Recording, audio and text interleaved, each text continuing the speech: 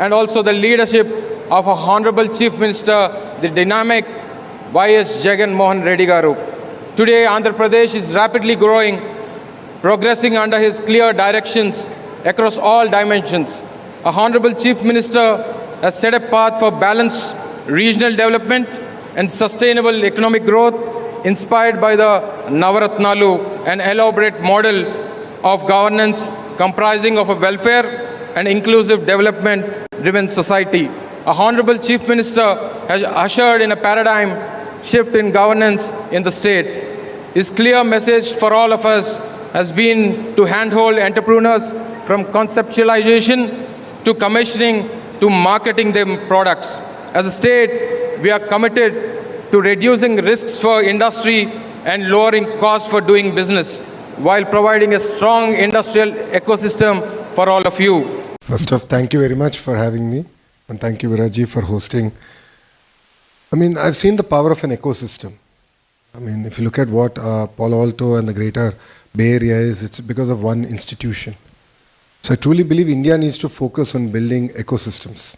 Politically, it might sound correct to do different projects across the country, but if they have to sustain for the next 100 years, I believe in the power of ecosystem, and that's what we are doing in Andhra Pradesh. The second aspect that has had profound impact on me personally, and from Stanford Business School, is for our finals, we never had invigilators. So there's no one. And that left a profound impact on me on the need to build character and integrity and make that part of our culture, our rhythm, and in education. So when I did talk about this to our Chief Minister, Mr. Naidu, he said, good. So you have to deal with human resource development, PG and skill development, and IT and electronics. So you can do that better. And that was the task given to me. The state of Andhra Pradesh is blessed with a government with complete political stability, with a strong political mandate. The governments can drive decisions which are not short-sighted, but aim at creating a wonderful future in the extended term. This kind of stability of government has provided the confidence that the industry requires to thrive in the state, focusing on long-term sustainable growth. The state's consistent number of ranking 1 in ease of doing business is clear reflection of this confidence shown by the industries in the state. Andhra Pradesh today offers a bouquet of opportunities of investors across the board. The state offers immense support to firms whether they are looking at taking advantage of global trade winds and investing in manufacturing of electronics, bulk drugs, textiles, whether they are large energy developers looking to tap into the huge potential of the state by building state-of-the-art energy storage systems or green hydrogen production plants. The state has always been home to technological savvy youth who are focusing on emerging technologies to solve today's problems or building state-of-the-art medical equipment that can save lives. Andhra Pradesh infrastructure has enabled creation of large clusters to develop petrochemical processing areas, pharmaceutical hubs, food processing clusters. Our strategic location helps transport goods both inward into the Indian hinterland or outward to East and Southeast Asia. Truly advantage Andhra Pradesh is an apt description of the state. Our state provides the leadership, stability, and talent to build for both domestic and global markets. Our state focuses on economic, social, cultural growth while setting sights on the long term.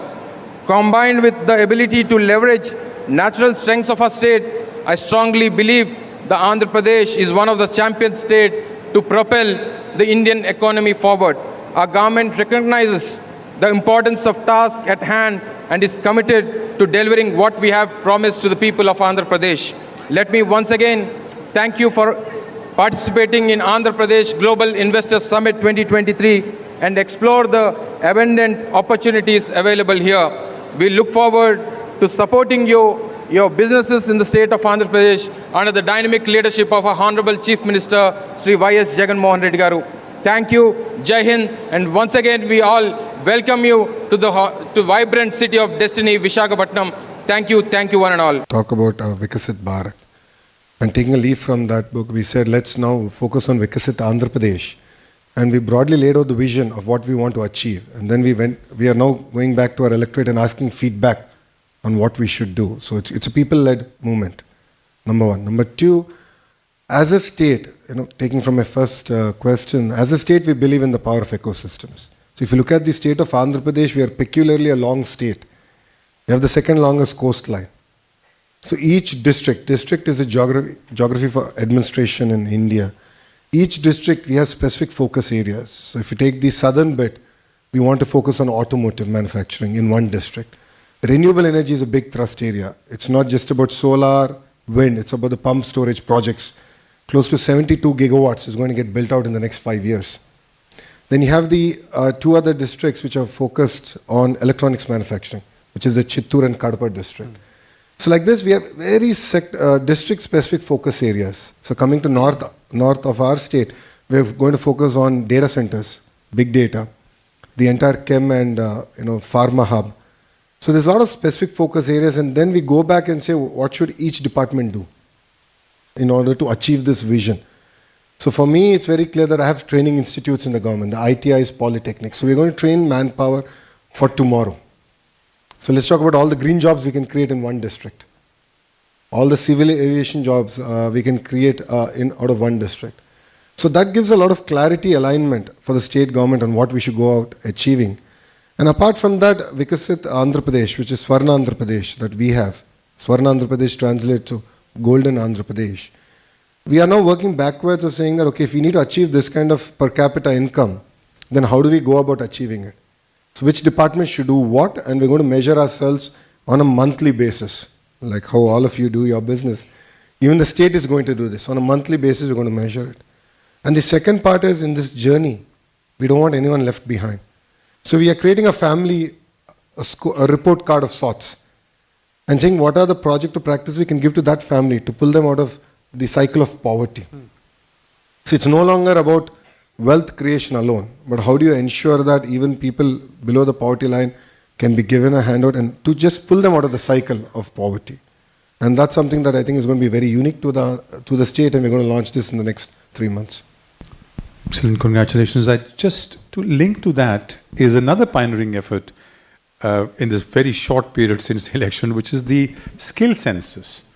We haven't heard of this widely, but when I was doing the research, I sort of came across this, which is very unique again to Andhra, which is a basically creation of population scale digital public infrastructure for skilling and employment. It reflects the forward-looking vision of the Honorable Chief Minister to sort of build this capacity. First, do a census, and then could you elaborate on that a little bit? Another pioneering concept? The skill census that we're doing is one of its kind in India, I think one of its kind in the world. Probably the first time. It's a massive effort. We just started the pilot in my own constituency where I got elected. And the idea here is we're going to go door to door. And then we're going to triangulate data from multiple data sets. So apart from the household data, the education data, we want to understand what is a basic skill set. And then come back and see what kind of skill interventions we can do based on the market demand. So think about industry from one side, the youth on one side, and government has a platform. And then skill up it's going to be a journey. It's not a destination. It's not a one-off effort as far as our state is concerned. So we know where the industry is moving, and we want to learn from that, from all of you. And then we want to work backwards on saying, to this family, what can we do? What is the skill intervention that we can do? So it's very, very micro-targeting that we're going to now do. And I believe that will ensure that we deliver on the first promise in a manifesto, which is to create 2 million jobs in 5 years as a state. And we are the only political party to actually make that bold statement before an election. Wow. And fundamentally, I think all of us have to accept one thing, which is the Telugu people, the people from both Andhra and Telangana play a very important role in the IT sector.